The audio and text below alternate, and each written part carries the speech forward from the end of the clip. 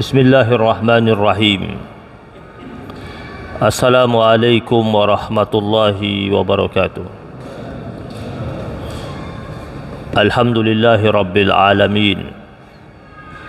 Alhamdulillahi wa kafa. Wassalatu wassalamu ala nabiyyina al-mustafa wa ala alihi wa ashabihi ahli sidqi wal wafa. Allahumma salli wa sallim ala sayyidina Muhammad al-Fatihi lima ughliq wal khatimi lima sabaq nasiril haqqi bil haqq wal hadi ila siratikal mustaqim wa ala alihi haqqa qadrihi wa miqdarihi al-azim.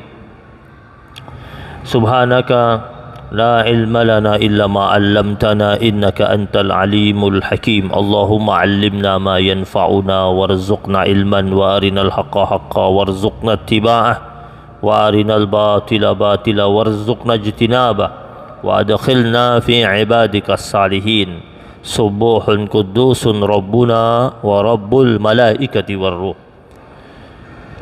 Jamaah yang dimuliakan Allah Subhanahu wa taala, pada pembahasan kita kali ini dalam kitab Tanbihul Ghafilin, kita masuk pada bab tentang tamak dan tulul amal,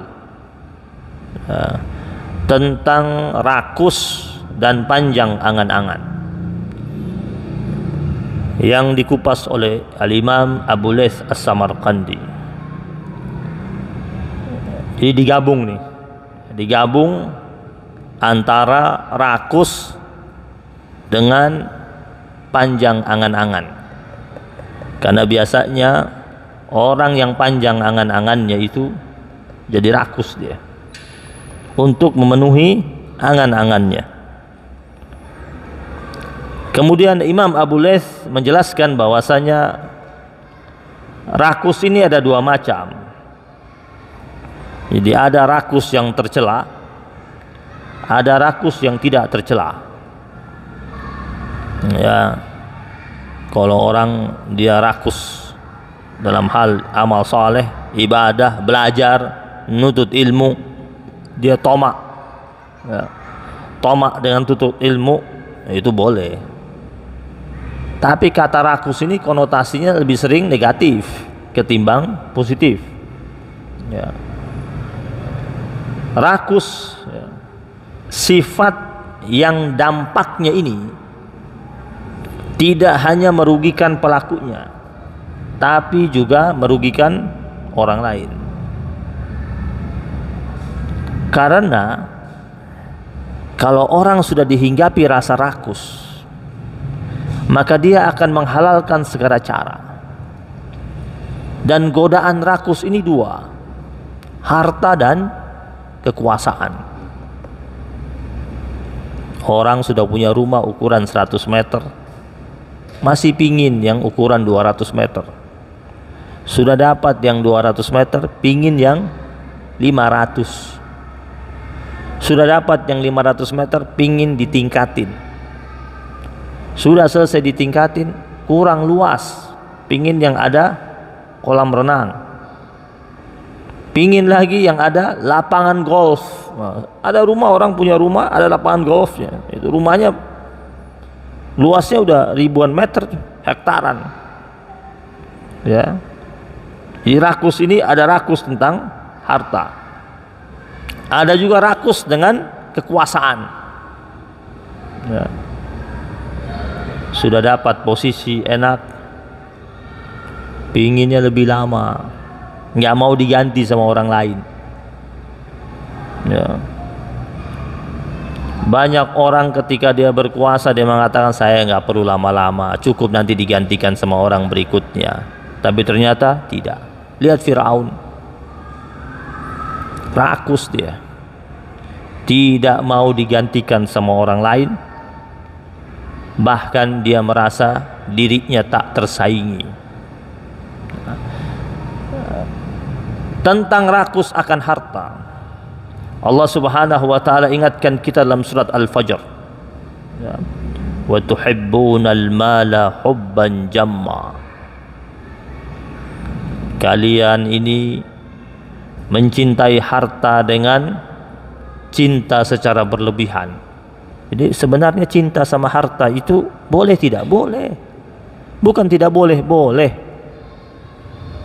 Karena ada cinta itu akhirnya kita mencari kan. Ya, kalau orang tidak ada suka sama harta, nggak mungkin dia kerja keras. Karena pasti ada rasa sukanya, dan itu fitrah manusia. Zuyyina lin-nasi hubbus syahwat minan nisa'i wal banin wal qanatiril muqantarati minadh dhahabi wal fiddah. Itu Allah katakan, Allah hiasi hati manusia ya, dengan ada keinginan, ada hasrat, ada kesukaan terhadap lawan jenis ya, tertarik, laki-laki tertarik kepada perempuan. Dan ketika dia tertarik, ada usaha kan? Ada usaha dong. Tertarik tanpa usaha nggak bakal nikah itu, ya kan? Wah, dia bagaimana caranya untuk bisa mendekati? Dia tunjukkan sifat baiknya, niat baiknya. Dia tunjukkan itu. Dan itu fitrah manusia. Tertarik dengan harta benda, pernak-pernik dunia. Jadi cinta dunia tidak dilarang. Tetapi yang dilarang sama Allah Subhanahu wa taala adalah hubban jamma. Mencintai secara berlebihan. Orang yang mencintai secara berlebihan itu akhirnya dia melupakan sumbernya. Kan ini harta ini kan ada sumbernya. Sumbernya dari siapa? Allah Subhanahu wa taala. Ketika orang itu mencintai secara berlebihan, dia lupakan asal harta itu dari Allah Subhanahu wa taala. Bahkan dalam surat Al-Adiyat itu ya, wa innahu lihubbil khairi lasyadid. Dalam Al-Quran itu kata mengenai harta itu kadang menggunakan redaksi mal, kadang juga menggunakan redaksi khair. Dalam surat Al-Adiyat itu Allah katakan wa innahu lihubbil khairi lasyadid. Dan sesungguhnya cintanya manusia itu kepada dunia begitu berlebihan ya, cintanya kepada harta. Al-khair itu harta. Kenapa harta disebut dengan khair ya. Apa artinya khair? Baik. Kenapa dalam Al-Quran harta itu kadang menggunakan kata mal, kadang juga menggunakan kata khair? Karena pada asalnya itu harta itu baik. Kenapa pada asalnya harta itu baik? Karena harta itu datang dari yang maha baik, Allah Subhanahu wa taala. Jadi tidak ada harta buruk sebenarnya. Jadi buruk itu karena perilaku kita. Cara kita mendapatkannya itu yang buruk. Ada orang cara mendapatkannya baik, maka harta yang baik itu tetap menjadi baik. Tapi ada orang cara mendapatkannya buruk, sehingga akhirnya berefek buruk. Harta yang baik itu kemudian dipakai untuk hal-hal yang baik, akhirnya menjadi baik. Harta yang baik itu dipakai untuk foya-foya, dipakai untuk beli minuman keras, menjadi buruk, berefek buruk bagi pemilik hartanya. Tapi asal harta itu khair, dan yang bilang khair itu Allah. Tetapi mencintai harta yang itu tadi itu baik itu, kalau berlebihan dilarang oleh Allah Subhanahu wa taala. Contoh kata khair lagi dalam Al-Quran. Allah berfirman, kutiba alaikum idza hadara ahadukumul mautu in taraka khairanil wasiyatu lil walidaini wal aqrabina bil ma'ruf. Nah, ini juga Allah katakan ya, bahwasanya diwajibkan atas kalian apabila seseorang di antara kalian ya, datang tanda-tanda kematiannya ya, in taraka khairanil wasiyah, maka dia diwajibkan untuk meninggalkan wasiat berupa apa? Khair tadi, harta. Kepada siapa? Walidain, orang tua. Wal akrabin ya, orang-orang terdekat di antara kita. Jadi harta ini memang berfungsi dan berguna dan memiliki bobot kebaikan. Bahkan kita disuruh untuk meninggalkannya untuk orang-orang yang kita kasihi, disiapkan itu. Tetapi ya, orang yang bertakwa itu dia siapkan pos-posnya, mana yang buat dia tinggalkan, mana yang buat dirinya. Yang buat dirinya itu apa? Yang dia tabung untuk akhiratnya. Jangan sampai dia sisakan semuanya buat keluarga yang dia tinggalkan, akhirnya buat dirinya nggak ada. Dan ternyata keluarga yang dia tinggalkan itu menerima harta yang banyak setelah kepergiannya, dipakai untuk hal-hal yang tidak memiliki nilai manfaat. Dipakai untuk maksiat, dipakai untuk foya-foya, bahkan tak sempat mengingat orang yang meninggalkan harta itu, tidak mendoakannya, bahkan tidak bersedekah atas namanya. Kasihan. Maka orang yang memiliki harta yang banyak, ya, maka yang dia harus pikirkan itu tidak hanya dia tinggalkan buat ahli warisnya saja, tapi dia tinggalkan juga buat dirinya, untuk sebagai tabungan akhiratnya. Jadi mana pos buat anak-anaknya, keluarganya, kerabatnya, mana pos buat dirinya. Nah. Jemaah yang dirahmati Allah Subhanahu wa taala. Nah, Rasul pernah berpesan, ini hadis riwayat dari Abu Hurairah radhiyallahu taala anhu. Dari sahabat Nabi Abu Hurairah, kata Nabi, hati orang tua renta itu senantiasa, hatinya tuh orang sudah tua, hatinya terasa muda terus. Disebabkan dua hal, kata dia. Ada orang tua merasa muda terus disebabkan dua hal. Apa itu? Panjang angan-angan sama cinta terhadap harta. Ada orang tuh kelihatan nggak pernah capek dia. Pas kita ketemu, sudah pensiun ya? Iya, saya sudah pensiun, sudah 4 tahun yang lalu. Loh, lebih santai dong. Enggak, malah saya masih repot, masih banyak urusan, banyak kerjaan, masih dipanggil sama perusahaan ini, diminta sama perusahaan ini, sehingga kelihatan dia merasa dirinya masih muda aja. Kata Nabi, hati orang tua renta itu terlihat muda terus disebabkan dua hal ini, ya. Panjang angan-angan, merasa hidupnya masih panjang lagi, kemudian cinta sama harta, gak berhenti-berhentinya mengais harta yang ternyata bakal dia tinggalkan. Jemaah yang dirahmati Allah Subhanahu wa taala. Abu Darda, salah seorang sahabat Nabi, orang Ansar. Dia pernah datang ke satu kampung, ya.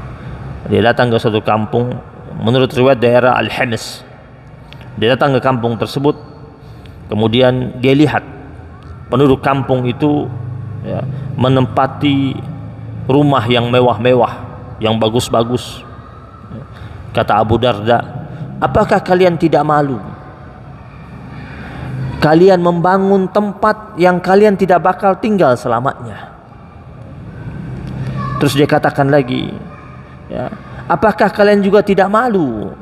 Kalian mengumpulkan sesuatu yang ternyata tidak dapat kalian makan semuanya. Ya, kita bangun yang megah-megah, ya. Kalau bangun yang megah-megah, peruntukannya untuk umat, bagus, karena itu dia tinggalkan, ternyata difungsikan oleh yang lainnya. Kalau dia bangun yang megah-megah, dia pergi kosong. Lihat berapa banyak rumah yang megah, ketika ditinggalkan oleh penghuninya, menjadi kering rumah tersebut. Ya, sering kita lihat berita-berita tentang rumah yang dulunya begitu bagus, begitu megah, ketika penghuninya setelah tiada, auranya beda, ya, suasananya hening, lama-lama rusak plafonnya, rusak pintunya, ya, rusak bagian belakang rumahnya, sampingnya, atapnya. Kemudian kata beliau, kalian tidak malu Kalian himpun banyak harta, himpun banyak makanan yang kalian tidak makan semuanya.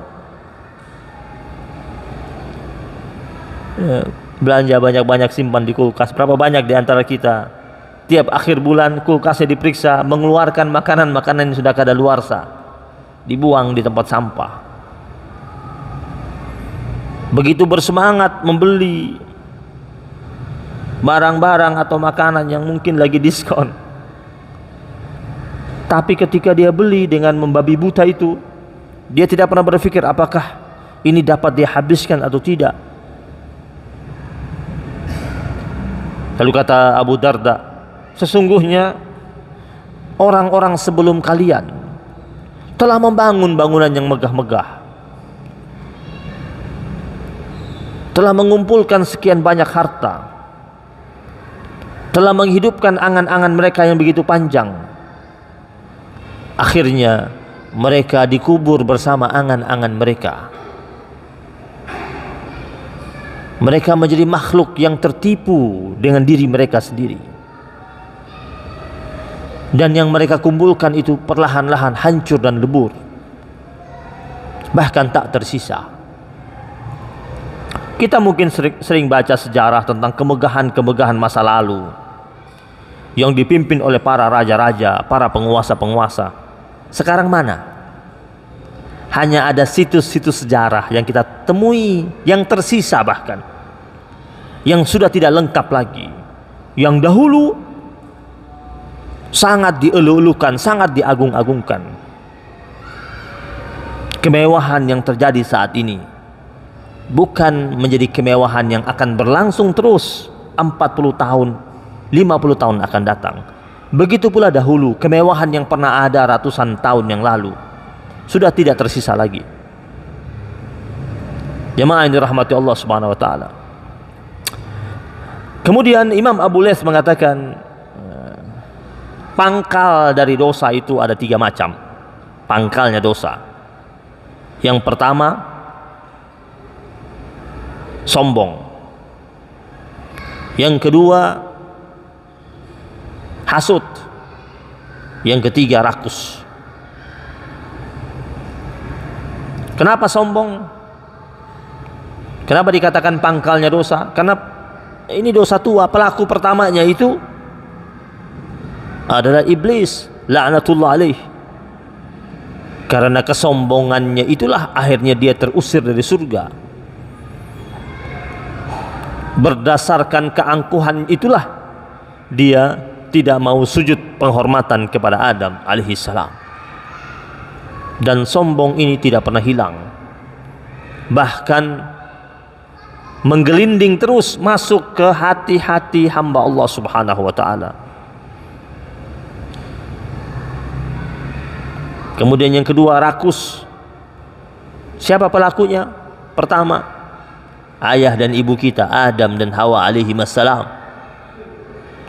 Sudah disiapkan surga dengan segala macam bentuk kenikmatannya, tetapi masih saja tertarik ingin mendekati pohon khuldi dan memetik buahnya. Karena iblis berhasil menghembuskan rakus dalam diri manusia. Bahkan Nabi pernah berkata, anak Adam ini, jika seandainya Allah telah berikan kepada mereka 2 bukit Uhud, emas semuanya, emas sebesar 2 bukit Uhud, mereka akan cari bukit ketiga, bukit keempat, dan bukit seterusnya. Padahal yang baru diberikan itu belum diapa-apakan. Kan banyak sekali orang sudah dapat, mana lagi ya? Ini belum selesai ini. Yang sudah ada di tangannya belum dia manfaatkan. Masih cari, masih ada yang lain tidak.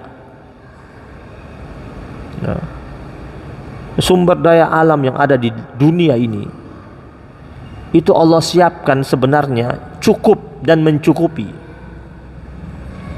Menjadi terbatas itu dikarenakan sikap dan perbuatan manusia. Ketika Allah mengatakan nikmat Allah itu tidak bisa dihitung. Wa in ta'uddu ni'matallahi la tuhsuha. Memang betul tidak bisa dihitung begitu banyak. Tetapi yang menjadikan terbatas itu kita manusia. Karena kita mengambilnya dengan rakus. Di sini ada sumber daya alam. Ada minyak. Allah siapkan untuk dipergunakan oleh satu kelompok di situ selama 50 tahun. Tetapi kelompok tersebut mengambil sumber daya alam yang berbentuk minyak itu dengan rakus. Yang harusnya kalau mereka pakai dengan baik sesuai ukurannya 50 tahun baru selesai. Ternyata tidak, karena rakus. Mereka eksplor dengan tamaknya sehingga mereka ambil dengan melebihi kapasitas. Sampai 25 tahun selesai, habis. Baru mereka teriak, sumber daya alam terbatas. Allah tidak pernah bilang terbatas. Karena Allah maha baik, Allah tidak pernah membatasi. Yang menjadikan terbatas manusia karena mereka rakus. Dan karena kerakusan mereka itu akhirnya mereka zalim terhadap alam ini. Zalim kepada sebagian umat yang lainnya yang akhirnya tidak mendapatkan jatah. Sedangkan peruntukannya itu ada. Sehingga ketika mereka katakan sumber daya alam terbatas, memang terbatas akhirnya gara-gara mereka. Padahal jika mereka ambil selama 50 tahun dengan cara yang benar, yang baik, yang adil, maka habis 50 tahun insya Allah ada blok yang lain. Di wilayah yang lain ada sumber daya minyak lagi, pasti. Disiapkan oleh Allah Subhanahu wa taala. Bukankah sering kita dengar berita tempat yang tidak disangka-sangka ditemukan ada cadangan. Terus berapa tahun kemudian dikatakan ada cadangan lagi di tempat. Siapa yang munculkan cadangan itu? Manusia kan hanya mencari. Pemiliknya siapa? Yang menyiapkan siapa? Tetapi kalau mereka rakus, ini bahaya. Bayangkan Adam dan Hawa alaihi wassalam itu sudah tinggal enak di surga. Semua boleh mereka nikmati, boleh mereka pakai yang ada di surga itu. Hanya satu saja yang Allah wanti-wanti sama mereka. Iblis tahu caranya, dihembuskanlah sifat rakus itu. Pengen.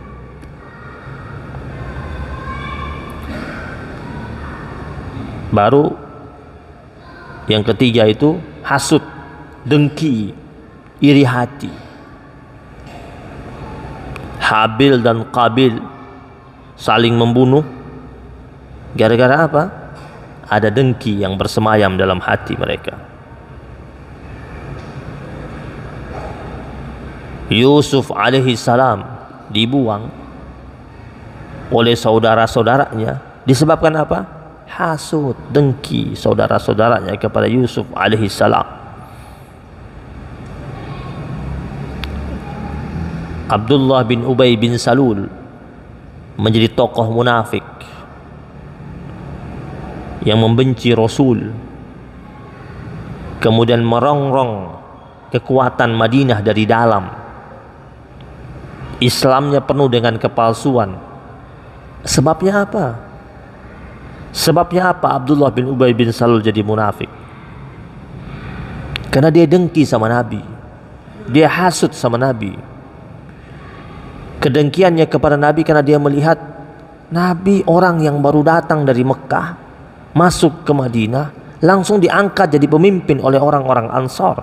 Sedangkan Abdullah bin Ubay bin Salul dia merasa dia asli orang situ, tinggal lama di situ, dan sempat ada desas-desus dua kabilah besar pada waktu itu ingin mengangkat dia untuk jadi pemimpin.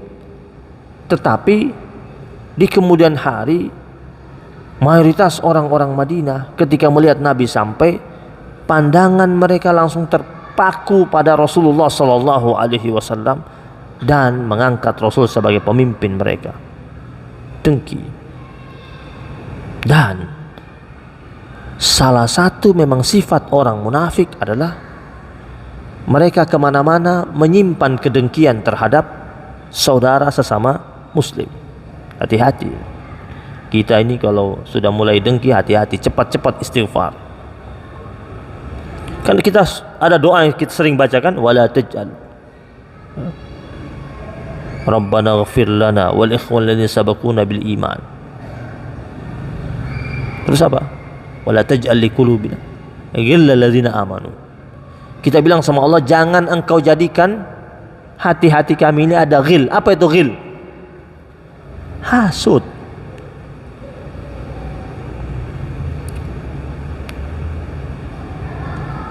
Perpecahan antar umat ini terjadi gara-gara masing-masing individu menyimpan sifat hasudnya, dengkinya, irinya. Jamaah yang dirahmati Allah Subhanahu wa taala. Berikutnya Imam Abu Laits mengangkat riwayat tentang wasiatnya Adam alaihi salam kepada putranya. Ada 5 wasiat Adam alaihi salam. Yang pertama, kata Adam alaihi salam, wahai putraku, janganlah kalian merasa tenang dengan dunia ini, karena dahulu saya pernah merasakan tenang di surga, hingga akhirnya Allah Subhanahu wa taala tidak ridha sama saya dan mengusir saya daripada surga itu. Di hidup kita di dunia, jangan rasa tenang. Tetap kita dalam kondisi bainal khauf war raja. Karena kata Adam alaihissalam, dulu saya merasa tenang, nyaman di surga, hingga akhirnya Allah tidak ridha kepada saya dan mengusir saya dari surga. Yang kedua, kata Adam alaihissalam, wahai putraku, janganlah engkau menurutkan hawa nafsu wanita, karena dahulu saya telah menuruti hawa nafsu wanita sehingga saya mendekati pohon itu dan saya memetik buahnya, dan sekarang saya menyesal. Kan yang bujuk Adam alaihissalam siapa? Iblis yang datang masuk ke Adam, tidak tembus, tapi berikutnya lewat siapa? Hawa. Banyak orang awalnya tidak jahat, tapi gara-gara dekat dengan wanita jadi jahat. Ada teman kita dulu mungkin bergaul sama kita sebelum dia menikah, dia dermawan, suka berbagi, ya, suka traktir kita. Setelah menikah tidak pernah traktir kita lagi. Kita bilang, ini orang dulu orangnya masya Allah karim, kok sekarang kok pelit banget. Jangan pengaruh pasangan hidupnya. Ya. Ada orang dia tidak mau jadi penjahat, tapi karena desakan wanita dengan segala macam bentuk kebutuhan, dia desak. Ya. Akhirnya yang dia bawa pulang ke rumah dirasa kurang terus. Yang tadinya tidak mau mengambil punya orang, jadi ngambil punya orang. Yeah. Maka kata Adam alaihissalam, jangan turuti. Ya, kita diajarkan sama Nabi itu, selesai akad nikah itu, pengantin laki itu, selesai akdun nikah itu, ketika dia temui pengantin perempuannya itu Nabi ajarkan, itu ada sunnah Rasul. Yang sunnah ini jarang dipraktekkan. Pengantin laki datang temui pengantin perempuan, tangan kanannya taruh di atas kepalanya, baca Allahumma inni as'aluka khairaha wa khaira ma jabaltaha alaih wa a'udzubika min syarriha wa syarri ma jabaltaha alaih. Ya Allah, aku mengharapkan kebaikannya dan kebaikan wataknya, dan ya Allah, aku berlindung padamu dari keburukannya dan keburukan wataknya. Itu diajarkan sama Rasul. Baca itu. Agar apa? Agar energi positif yang ada pada pasangan kita itu yang nempel sama kita, dan jika dia punya energi negatif, Allah yang lindungi kita. Ada orang sebelum nikah rajin puasa Senin Kamis, setelah nikah udah nggak pernah. Apa namanya, pasangan hidup itu cukup mewarnai kita itu. Adam alaihi salam pesan ini. Pesan yang ketiga, ya. Tiap amal yang hendak engkau kerjakan, maka engkau harus perhatikan akibatnya. Mengapa? Kata Adam alaihissalam, sebab andaikan dahulu aku fikirkan akibatnya, maka aku tidak akan terima akibat saat ini. Maksudnya kalau kemarin itu waktu di surga, saya pikir akibatnya kalau saya mendekati pohon khuldi ini, maka tidak akan berakibat seperti sekarang ini. Itu wasiat yang ketiga. Maka apapun yang kita kerjakan, fikirkan akibatnya, nilai plusnya atau negatifnya. Kemudian yang berikutnya kata Adam alaihissalam, jika hatimu goncang, jika hatimu tidak tenang, maka hindarilah perbuatan itu. Kita mau ngerjakan sesuatu, terus sesuatu yang mau kita kerjakan itu hati kita tiba-tiba, orang mukmin itu hatinya itu bergetar, dan getaran hatinya begitu kuat ketika dia sedang diuji dengan suatu perbuatan. Ketika suatu perbuatan mau dilaksanakan, kemudian perbuatan tersebut ternyata berefek buruk atau akibatnya buruk, gemetar, deg-degan dia. Ya. Maka kata Adam alaihissalam, jika hatimu itu tidak tenang, lagi mau berbuat sesuatu, maka mundur, jangan terusin. Sebab saya waktu itu ketika mendekati pohon itu, hati saya sebenarnya sudah tidak tenang, tetapi saya lanjutin, saya terusin, maka saya menyesal saat ini. Jadi Nabi Adam alaihissalam dia sempat merasa tidak nyaman sebenarnya, tapi terus lanjut. Kemudian berikut yang terakhir kata beliau, bermusyawarahlah engkau dalam semua urusan. Jadi kita ini harus punya teman ngobrol. Jadi harus musyawarah. Mau buat apa saja. Mau bikin acara maulid, musyawarah nggak? Musyawarah. Nggak mungkin panitianya satu orang. Repot dia. Dia yang panggil ustadznya. Dia yang hubungin tukang bikin nasi kebuli. Atau dia ikut bikin nasi kebulinya. Kemudian dia yang bikin spanduk deh. Dia yang cetaknya. Wah, gempor deh. Kata Adam alaihissalam, bermusyawarahlah kalian dalam semua urusan. Andaikan dahulu saya itu bermusyawarah dengan malaikat, maka saya tidak akan dapat akibat ini.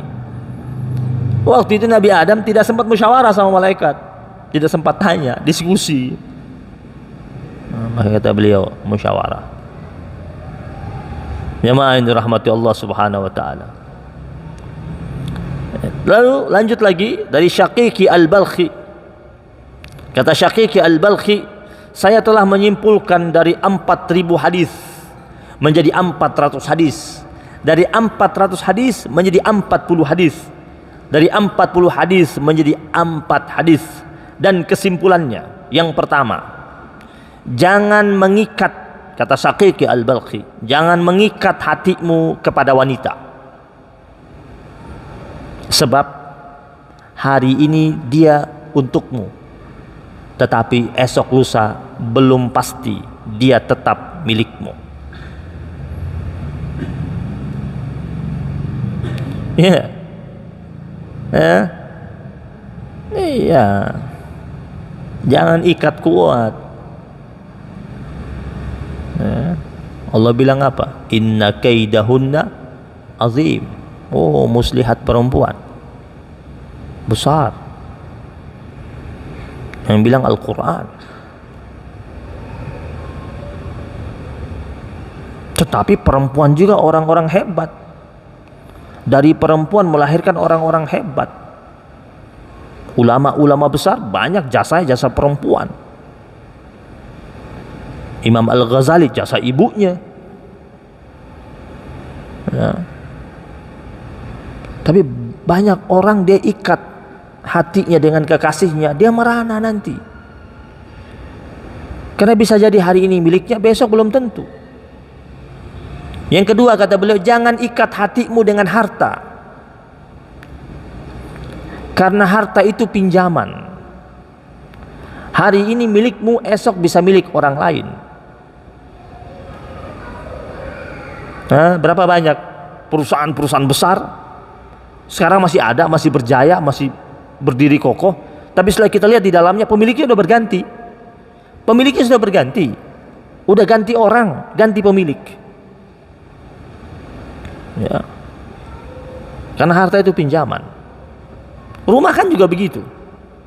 Ya, kita nggak tahu nih tempat di sini sekarang di Menteng Dalam 100 tahun kemudian masih begini nggak kita nih? 100 tahun kemudian masih ada nggak perumahan di sekitar masjid nih? Jangan-jangan sudah berdiri apartemen-apartemen mewah. Yang hadir di sini udah pada nggak ada. Rumah-rumahnya sudah jadi haknya ahli waris. Anak-anaknya pingin berbagi, jual deh, pindah ke Bojongkulur. Sekarang aja udah ada yang datang-datang kan, keliling-keliling kan, nawar-nawarin kan, udah mulai ada yang datang-datang tawar-tawarin. Berapa nih per meter? Udah mulai itu. Udah mulai ada yang goyang-goyang, yang mulai goyang-goyang ngajak-ngajak yang lain. Nah udah, kalau udah pada pindah, nih siapa yang ngisi nih masjid?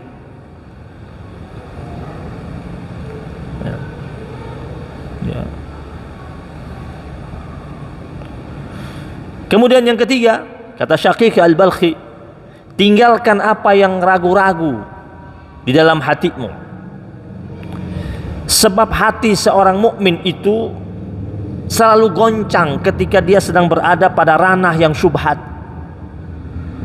Dan hati orang mukmin itu senantiasa lari dari sesuatu yang haram. Yang syubhat itu guncang hatinya. Yang haram dia lari jauh-jauh. Dan hati orang mukmin senantiasa tenang ketika dia sedang berada pada ranah yang halal.